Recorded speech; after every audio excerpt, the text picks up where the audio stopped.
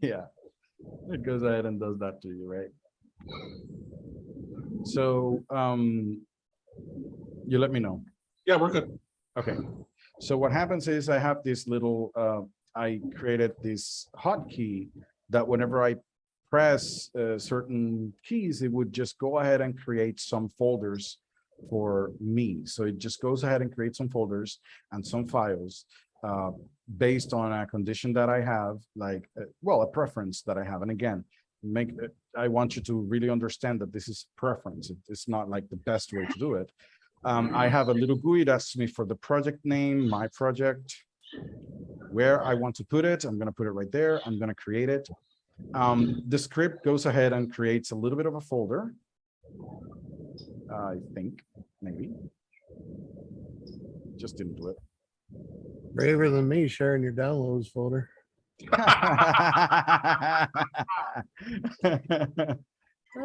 Yeah, it doesn't. I don't mind. So it creates this little folder with the name of the project, whatever name that is. And when I have it in my editor, it could be anything. I just created basically some info files, which might be an HTML or a README license, which I could just dump a license in it, depending on what the project might be. So I just dump a license in it. A versioning file that I'm going to use to keep track of the version and probably auto updating the script. And here I have 3 folders: documentation, videos if I'm going to do tutorials on it, documentation if I'm going to explain what it does, and the source folder. This is where I really work. And my source is divided in 3 folders and the main script. So the project, this is where I have my script. I have a folder for creating tests. I usually try to do unit testing if possible. If not, I just create simple scripts that test whatever I'm trying to do. Resources is just a folder that usually contains my icons, my DLLs, well, sorry, icons and other images and stuff like that. I just put them there to create a DLL later on. And my library folder that is going to contain anything that is an include. And the reason why I have the name lib instead of includes is because I then can just simply say my library like this, and it just gets included. So that's the reason why I use the name lib. I don't like the name lib, but AutoHotkey has a preference for it. So that's the reason why I do it. So in general, this is my setup. It doesn't mean that that's the best. You just have to figure out what's the best for you. But usually I like building it this way. When I finish with my project and I go ahead and compile it, the compiled code goes outside of it. It goes out here. And then I just make a zip file with the README, the license, and the project. That's the 3 files that I usually share in a compiled form. Nothing else.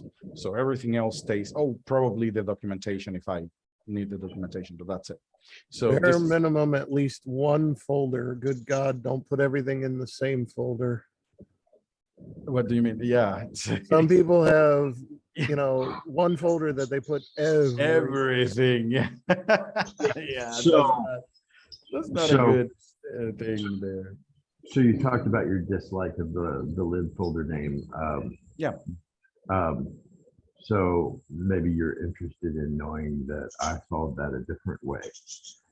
Everything I put in my so-called lib folder, which is usually called something else every time, I have I have watch folders, and every time it's a new file, it just goes ahead and I add it to a list of includes, and I use a universal include file. So the path is already figured out by the script and it's appended, and all I include is my include file in the top of my script, and it automatically is referencing anything else wherever I put it. That is right. Now, those are different ways of doing it, and you went the extra mile of watching the folder automatically. In my case, when I use libraries, what I do is that I clone or create submodules of them. So I have kind of like a different workflow so that whenever I make changes to my modules, it gets updated automatically in different locations of my system. So yeah, that's a very good, it depends on how you work, right? Yep. I'm lazy and I use the global library folder, which is the my documents / AutoHotkey / lib. I use that for everything, update everything in there, and then all of that gets backed up to Dropbox and everything else so that I don't lose it. But yeah, it's so much easier to work from a central area for all of your core includes like your main classes for XML or SQLite or whatever it is that you have, and then just use the folder and then the lib folder under that folder for all of the little library files that you have for that particular project. Yep. The other thing that we just did with Isaiah's computer and mine was, which a lot of people have seen on my computer, I have a B drive, right? Well, now I have an A drive as well. And what I do is I create a shortcut to a given root folder. It's under Dropbox, but it allows like Isaiah and I to have the same exact path. So when we're trying to do stuff, it just simplifies. When I say, give me this file, I don't have to try to figure out where is it under his path, versus my path. It's the same path. So it's a nice little cheap way to kind of circumvent that. And I used to have like 5 computers, and in my desktop, as well as everything under, I worked in AutoHotkey, was all under Dropbox. So I'd save my something to a desktop at work, I'd go home, and it's on my desktop computer at home. And it was just such a time saver. And all my shortcuts for launching folders and files, those are all under Dropbox, all synced under that same path. And that allows me to have one toolbar for launching stuff, and everything is, it's basically always in the same place. Yeah. Awesome. Well, awesome, everyone. I think we're done. No, anyone else if they want to say anything, yeah. Yeah, I mean, I'm happy to hang out for a while. I think I'll take a little break off the, run to the restroom or something. But great turnout. I mean, especially I know for some of you guys over in Europe and Asia and wherever. Yeah, like your time zones, dude. Dimitri, what time is it for you, man? Like, is it 4:30 a.m. for Eugene? Oh, and Marche, I know as well. It's crazy times for you two. Off the top of my head, Guy also, yeah, and Eugene, yeah. I know for a lot of people, it's really late. Yes. Yeah, but wow, this was a lot of fun. I tried doing this a couple years ago. It was right before the stupid COVID hit, and that put the kibosh on it at the point in time. But that was going to try to be like in person, actually, and then put it off. And then I was talking with Tom from Tab Nation, who's listed here as, what was it, Tab something, Tabtation. I think it's a little typo, but and we were just on a live call, which we do on Fridays, and we're like, hey, what about doing a AHKCon? And then here we are. So it was really great. The number of people showing up, and it's awesome. I've had a couple calls where I've had 7 or 8 experts on, and we'll discuss a topic, and it's so interesting to get the different perspectives. It's so much better than just which rarely do I ever do videos anymore just by myself, right? It's Isaiah and I or Maestri or whoever, or even Tank, and Tom, and Jean and Lon too, right? We're talking with each other and discussing a thing. And I can't tell you how many times like you learn so much more when you're working with someone else to some degree, right? And it's really helpful to find out what I call a workout buddy, for programming, and just have it where every week, perfect. Every other day. We do. You say let's do this every week. We do this every week. We have a free call on Fridays. Friday call. Yeah, so we do something very similar to this. It's not the problem with the Friday calls is that they're just 1 hour, so they're very short. We just answer a few questions. We do have this second section, which is the AHK Heroes, in which after the free hour we have a second section for a group of people so that they can chime in more questions. But yeah, we definitely do this every Friday. We do about 2 hours of this, and usually somebody's working on a project and they have a specific question. They come in, we try to give a little bit of an idea of at least where to go or where to find information if we cannot answer the question right there.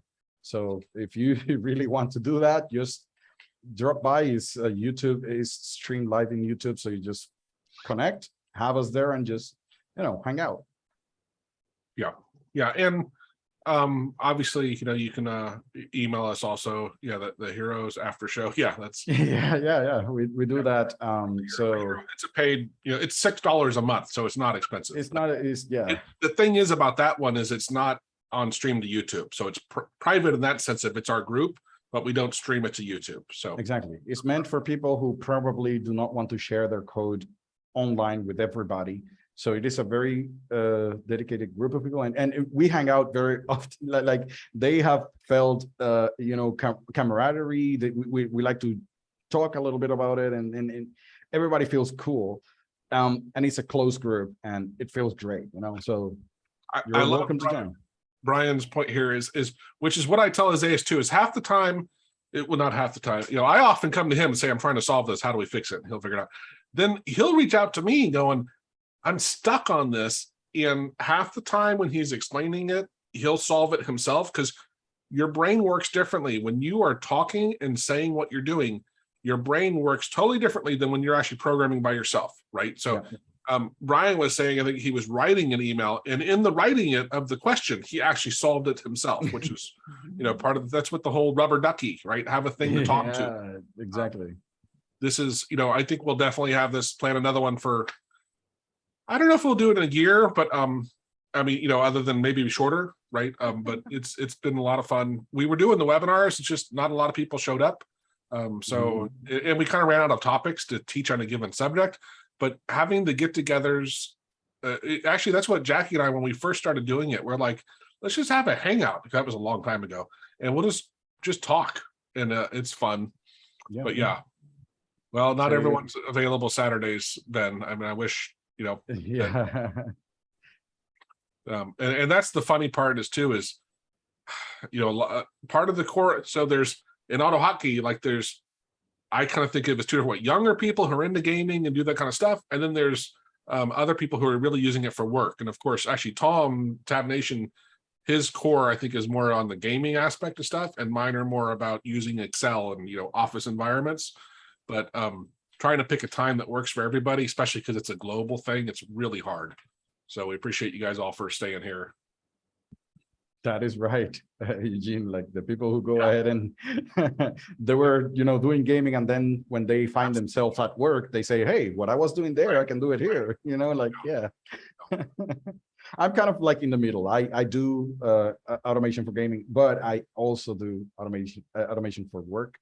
So yeah.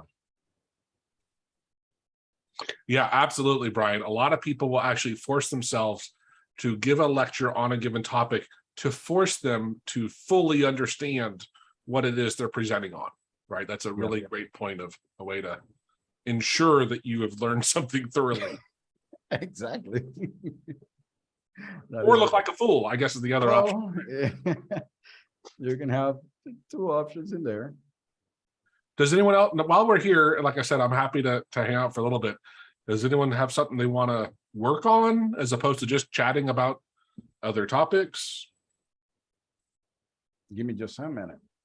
Marche, I see you haven't said anything, but I don't know if you've done anything lately with your extended keyboard, which was a really cool webinar that you've, and your hot string tool. That was really awesome. Anthony's out of the beach apparently now. He's got his sunglasses on. He's ready to go.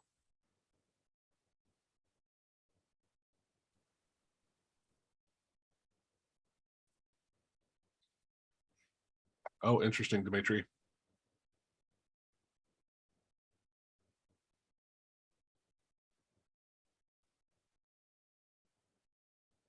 That's awesome, Brian. That's what my whole stance is also. The Friday calls, actually, which used to happen a lot of the webinars too, was I'd be presenting on something and I would learn I'm like, you can do what? It's sometimes it's amazing how you can miss something. What were we doing the other day, Isaias, where I showed something and you're like, you can do what? It was just a surprise. AHK with Teams. I haven't tried it. I'd say the UI automation approach should work with that with Teams. What are you trying to do with it? He raised his hand earlier. I just was curious to find out what it is that you would want to do with Teams. Aaron, on the keyboard thing, we just did a video the other day, which I mean, from seeing your other posts, I think you're pretty advanced, right? But on how to discover, keys an easier way than what I had been originally learned. Oh, and Ben, I see you raised your hand. So, yeah. I'm just going to look at you and wait. I'm kidding. I clicked the button to ask to unmute. You should be able to unmute. Yeah. There we go. I'll ask my team's question. Oh, I used to do this with Skype. You're in one of these group meetings at work, and you're not really that active in the meeting. And then somebody says to you, well, Ben, what do you think? And then you're not even looking at the screen. So I had a hotkey that I could hit to quickly bring up the active screen, because it had a special title and an ID I could grab. But in Teams, all the windows have the same name on them in a way. It's not an easy way to find which is the active window. My way of finding it is cycling through the windows. I think I take the back window or something like that. I forgot, but I wasn't sure if someone else has found a better way to.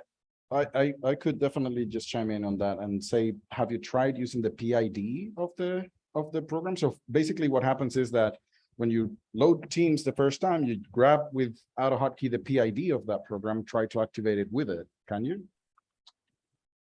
Well, when I use the spy tool, every Teams window has the same ID. The PID, AHK PID? Yeah, so it's a number. It's actually Yeah, a it's just 4-digit gonna be, number, and it would be for the executable just for that. 4 digits. Wow. I must have a lot of processes. I've got 5. Yeah, mine's 5 digits. And so all the team windows have the same PIDs, what you're saying? I can't imagine they do. Yes, they do. Oh, I'll be damned. That's a I shame. think it's a web browser or something is what it's been. Oh yeah, based it's on. all just web based. I mean, it's Yeah. probably Chromium based now that Yeah. they're switched over to Edge. So probably the UIA tool might help you automate that. That would be my go-to. So the UIA is the accessibility library, so that can allow you to identify some controls in the window that you want to activate. And once you get that, then you can go ahead and bring the focus in it. So Is a web-based interface going to have controls on it that I can find? Not particularly, not easily. hold I on. noticed that the main login, the class NN is Chrome_widget win_11. I'm sure yours is probably a different number, but I would also check to see if the class NN is a little bit different. Maybe between windows, I just have the main login window in front of me, but maybe they have a separate, when you click on it, it'll say focus control.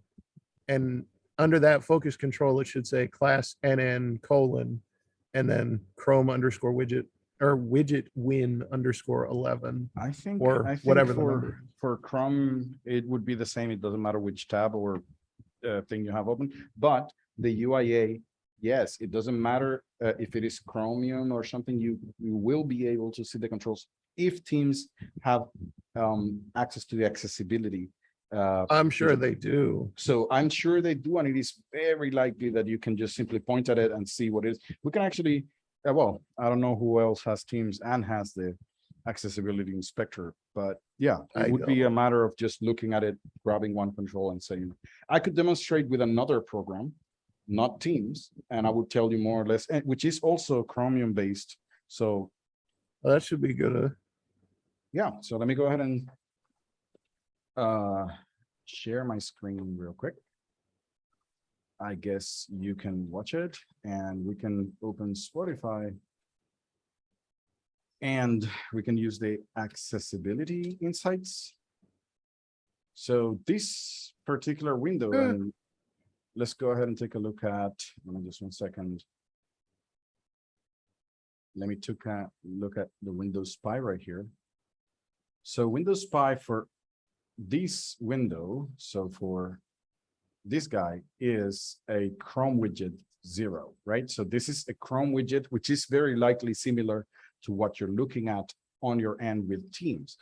But the accessibility control here, I could definitely point at something, and notice that here on the right side, I get the region called good evening. Okay, so I am able to access individual controls and images inside the window. And I could use this basically to target that window. And after I found that property, then I could just send it a focus, or at least get the class or whatever else to go ahead and bring it to the top frame. Which again, what I'm saying is like, I think using the accessibility control is a very simple way for you to do this. There is a library. Let me just 1 second. Where is it? Let me stop this. Go to the URL over my head. I have links to the GitHub and to the forum. Right. And we've done Descolada. I'm not sure if he's still here now, but if he is, it's really late. He's in Estonia, but he did some videos with us, and we walked through, how to use it. Right. So this library, we have examples with many different programs, especially Chrome and stuff like that. And for example, for Spotify, the main idea, and this is the point why I'm trying to kind of like let you know this is available, because probably you didn't know. I create the interface, the UI automation, right? And this has an auto set focus. We set it to false, but if we want, we can just not have that. And what that does is that as soon as you try to click on an element or something, it brings the window to the front. Okay. Now, as I usually do not like that particular option, I set it to false. But in your case, that might be exactly what you need. You just have to click on an element on that window and it will bring the window to the front. Well, now, did you want to say something? I'm sorry. Just, what I was going to say was definitely watch the videos that we did, because even though Isaias is a great programmer, with the stuff we walked through with Descolada, we saved so much time by learning, some tips and tricks, because it's a bit, the sad part is it's a bit complicated. It's not as simple as like calm and very direct. And especially like, what was it? What was the other one? The chat for the talking for, not sure which one you mean. Like Teams, but Skype. Oh, Skype right. Having problems where it's like, oh, we had to kind of take a step back and find a different window that actually had the path. Yeah, because, and actually, yes, Teams is from Microsoft. It might have the same issues. So definitely take a look at that video. But in general, what I just wanted to point out is after you get the element for the window, which whatever window it is, right? You can find a specific control with a function. And after you have that element, then you can do stuff with it, like clicking on it or bringing it to the front and stuff like that. So basically, that's the idea of what you're trying to do. And I think the UIA interface, especially as Spotify is a Chromium-based thing, I can definitely say it should be good. It should be easy to work with it. So it's not going to be that hard to go ahead and try to figure it out, unless there are some specific conditions that might happen,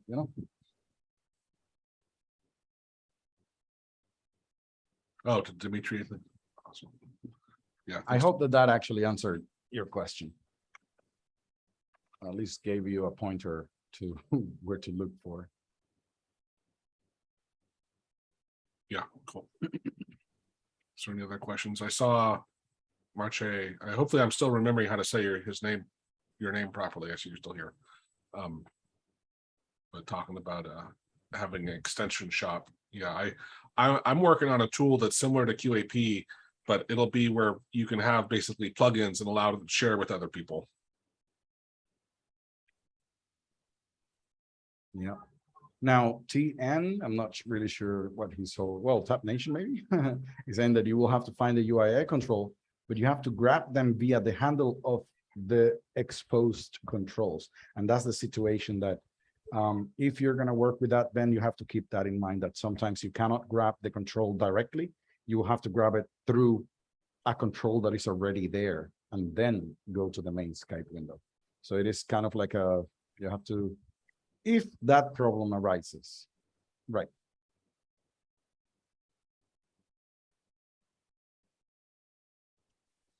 Awesome, everyone. Anything else? Are we good?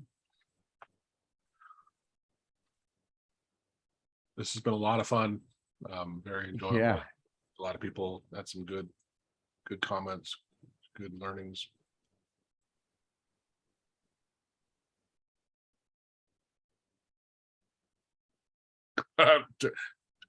Tom, I don't know if you're drinking or what. Like, I'm not understanding what you're writing.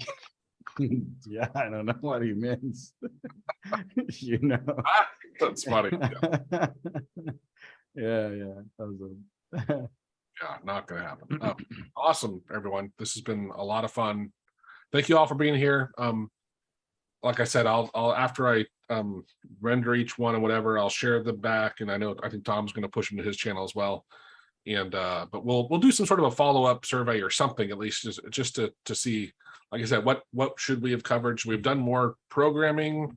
The problem is it gets very specific, right? Like very, very specific. And that's what I was trying to keep it general enough to be interesting for most helpful for most people, yes.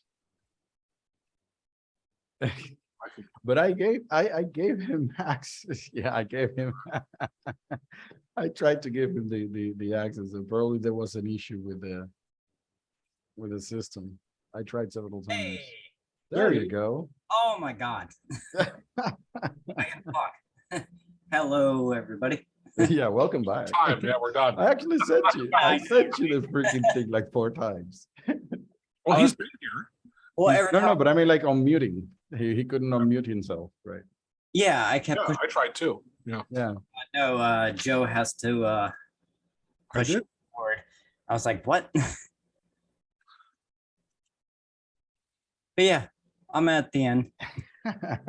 Eugene says the after party is starting.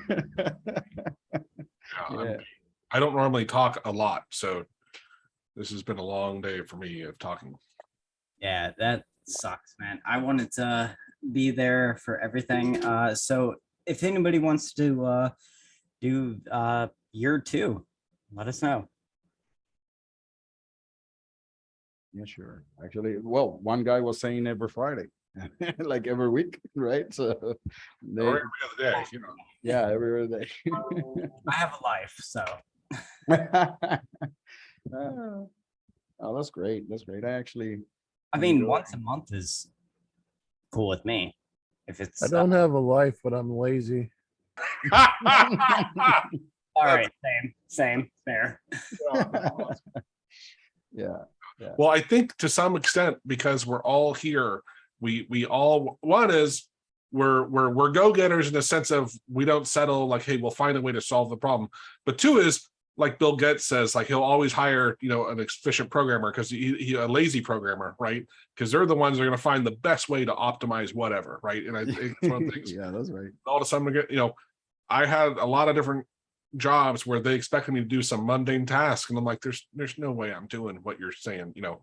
I'm going to automate it. There you go.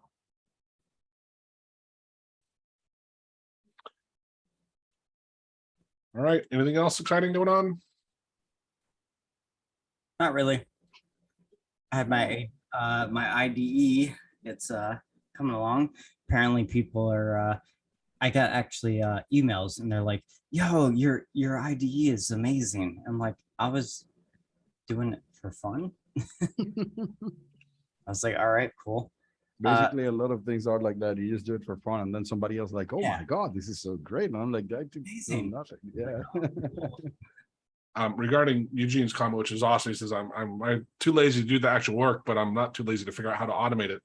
It is part of the thing. And I don't know if you've studied like, gamification, right? But finding a way to make it kind of fun, find a way to make your job fun, find a way to do the mundane tasks, make it fun, and to me, automating it, even if it's programming, which I don't want to do, it's much funner than doing the mundane task of actually the repetitive work, right? So yeah, it's a really good point.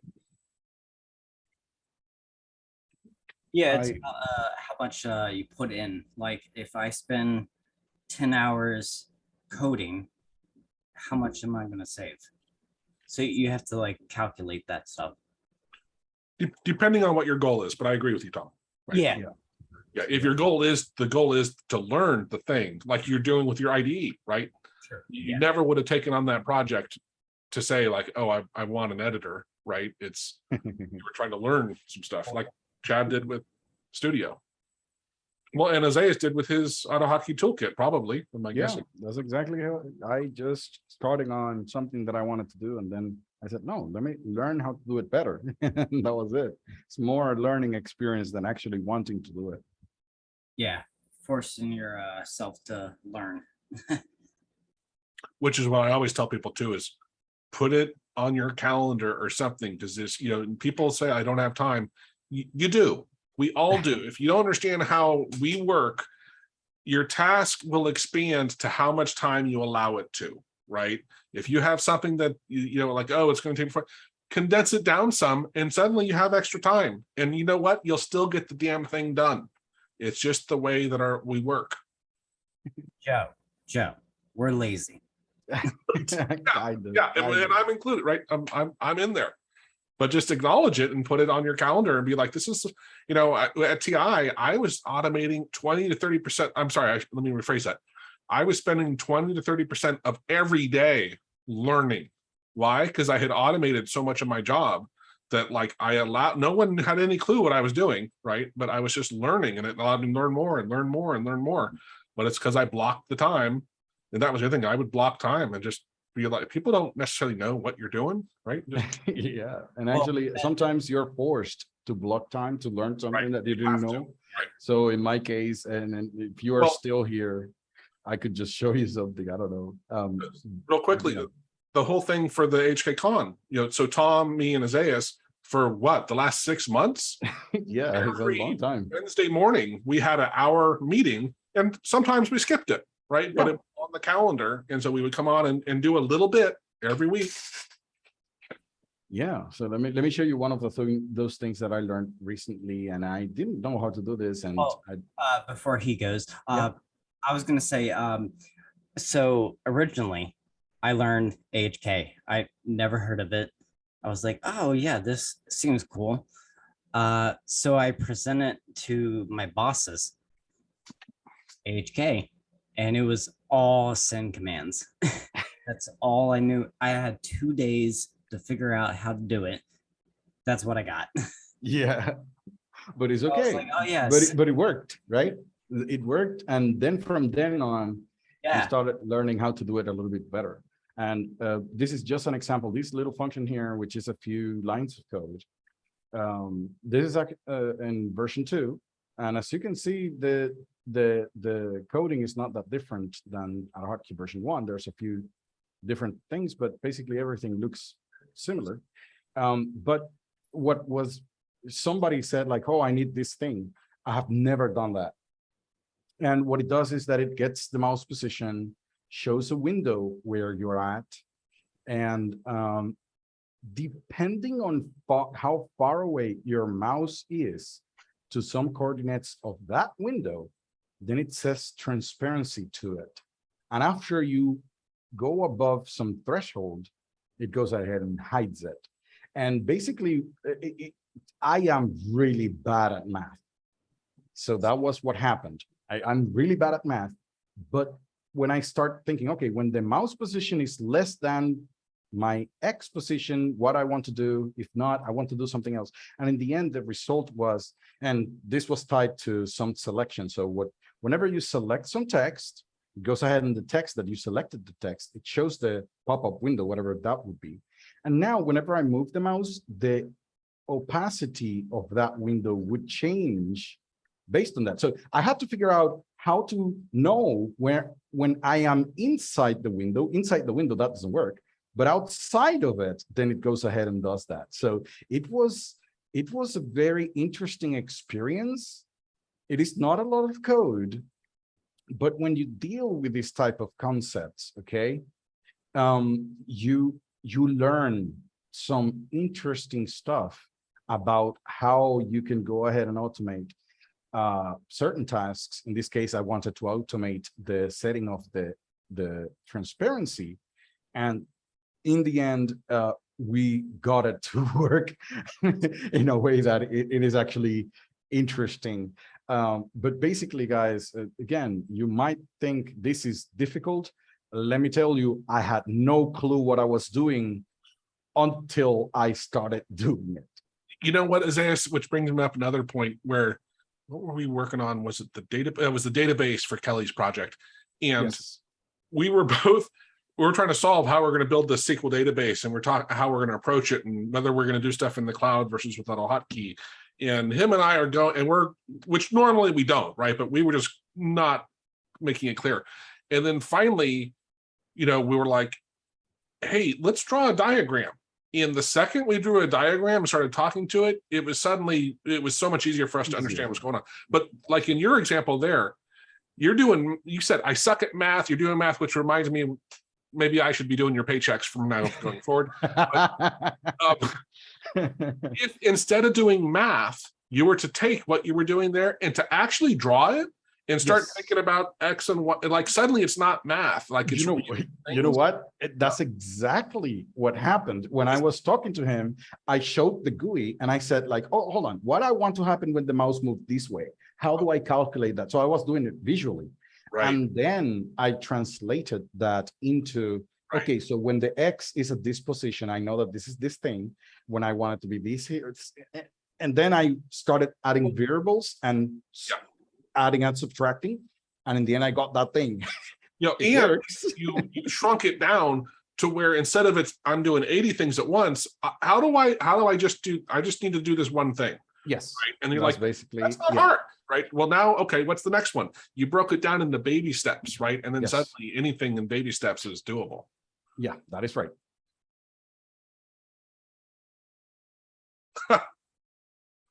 Will AI replace us? Yes, it will. Definitely me. I saw his answer earlier. It was like he was saying he had automated some stuff, and then he couldn't get buy-in from people in his company about AutoHotkey, and he later left. And I was like, I've had several bosses tell me not to automate things, and I learned to stop even saying I am and just do stuff, and later ask for forgiveness instead of permission. And then because I don't see the results, yeah. But I'll be damned if I'm going to manually do something when I have a way to automate it. I'm like, like you said, I finally ended up quitting just because I'm like, I got so frustrated. I'm like, whatever. That is right. That is right.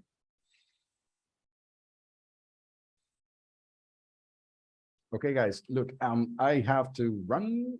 For me, it has been a pleasure. Actually, I enjoyed this meetup. It was actually great. I liked the way how everybody interacted, and the turnout was more than I had expected. Me too. Yeah, so thank you very much for being here, and thank you for joining us for this one. I hope that everybody could join us for the next time, right? Thanks, everyone. Bye. We'll see you around.